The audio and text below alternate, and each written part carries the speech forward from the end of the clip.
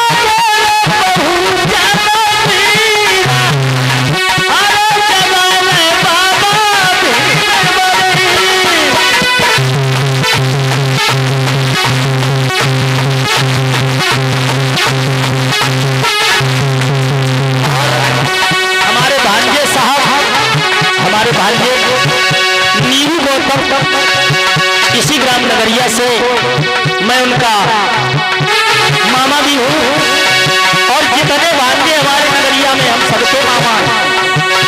और जो हमारे बहनोई हैं और जो हमारे सभी गांव के बुजुर्ग हैं, तो हमारे सभी बहनोई हैं, भांजे हैं, बहनें हैं हमारी। हम तुम्हारे चरणों की मिट्टी अपने माथे का चंदन समझते हुए आप लोगों के चरणों में नमन करता हूँ, जय भीम करता हूँ कि आज बड़े दिन बाद इस नगरिया में मुझे बोलने का मौका मिला है।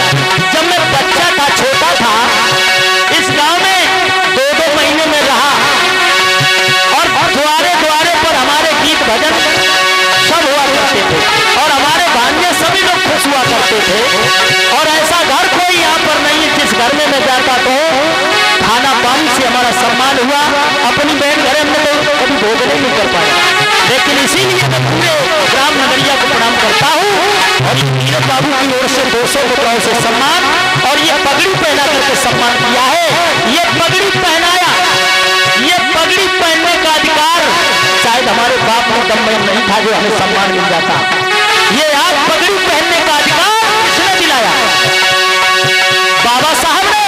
एक बार जोरदार ताली बजा दे हमारे बाबा साहब। अगर बाबा साहब मुझे शिक्षा का दान नहीं देते और आज हमें तुम्हें पढ़ने का अधिकार नहीं देते, चुनाव लड़ने का अधिकार नहीं देते, पहले राजा का लड़का राजा बनता था, लेकिन बाबा साहब ने कहा अब कोई राजा का लड़का राजा नहीं बनेगा, अब राजा बनेगा जनता के वोट से।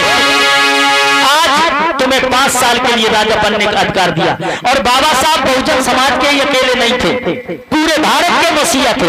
5 साल के लिए सामान सीट, 5 साल के लिए एससी सीट और 5 साल के लिए बैकवर्ड सीट।